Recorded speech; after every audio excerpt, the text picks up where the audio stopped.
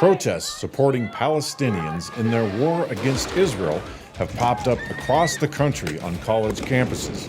Seeking an end to the war, protesters want President Biden to force Israel to stop the war by any means necessary, and colleges to help by divesting any ties financially or collegiate with Israel. The question is, are these protests uniting the country? I'm Brian.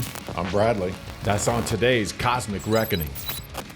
Okay, look, let's face it, we've seen these protests all across the country. They seem really organic. But dude, these protests are not organic. And we pointed out yesterday, these external actors with a history of escalating situations and trying to create chaos, not to peacefully protest, but create chaos. This is a global problem that young people are being influenced by those who are professionals at radicalizing our children. And I'm not going to allow that to happen as the mayor of the city of New York. I know there's at least a couple different foundations that are involved, the Rockefeller Foundation and the Soros Foundation, shockingly. Shocking. In fact, I think I heard this afternoon that Soros Foundation has given at least somewhere close to $15 million to some of these groups. Wow. I could use a little cash myself. Yeah, that'd be a side hustle. Yeah. A side hustle as a protester. Those at the front of this barricade are calling for helmets and shields as they try to stem the advance of the police.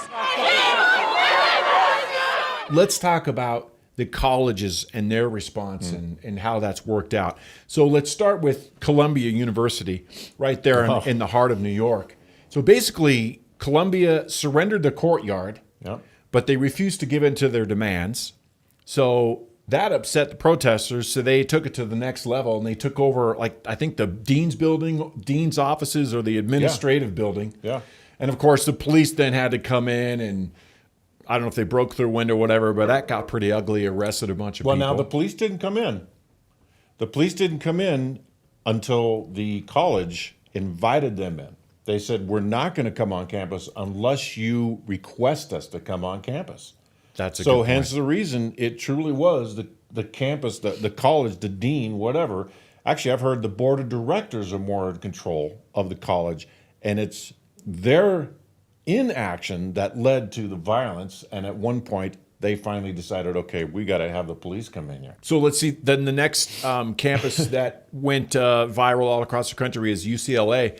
So what the UCLA, college leadership, the board and the president, they washed their hands like Pontius Pilate of anything and stood back. Of course, what happens? So the paid activists, they take over the courtyard area and grassy knoll, whatever you call it, and built their fortress there, just like Antifa, right? It built up the walls. They grabbed all kinds of materials. They sprayed graffiti. They put nails through it the opposite way, and just basically built this fortress, like an Antifa fortress.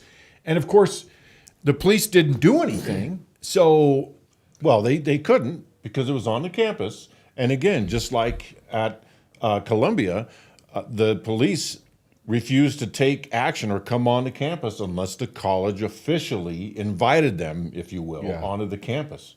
So once again, we kind of see like a fearful response. Like, oh, let's just, maybe the children will get tired and they'll want to come back inside. Yeah.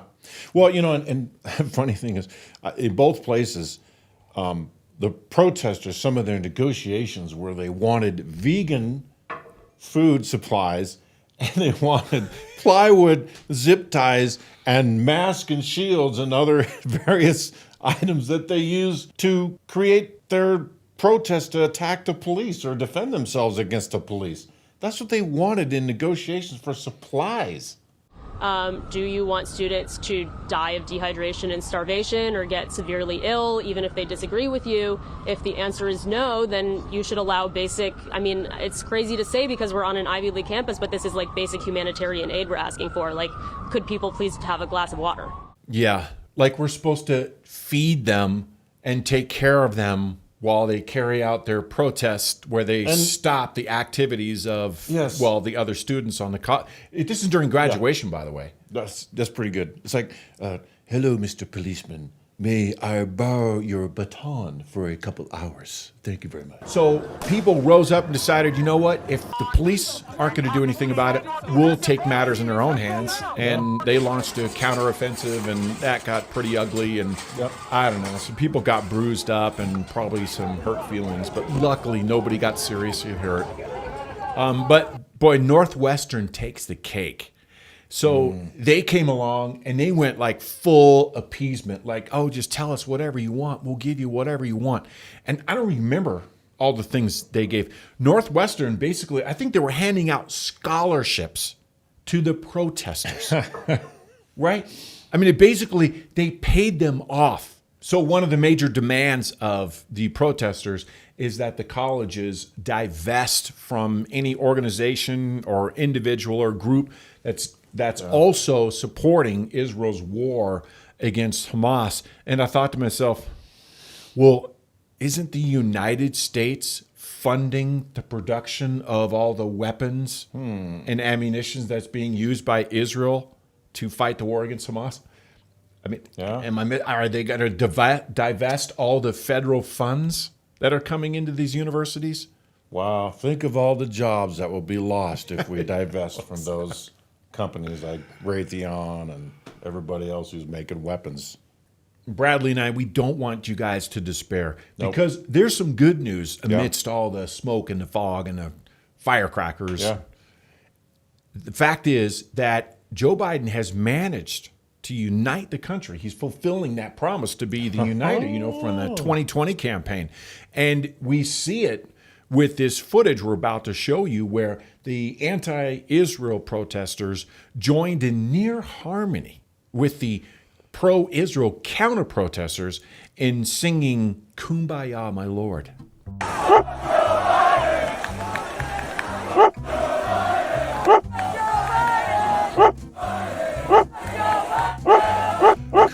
Kumbaya, my comrade. Wait, what? That didn't sound like. Oh, What did we get wrong? I don't know. Well, let's play it again. All right.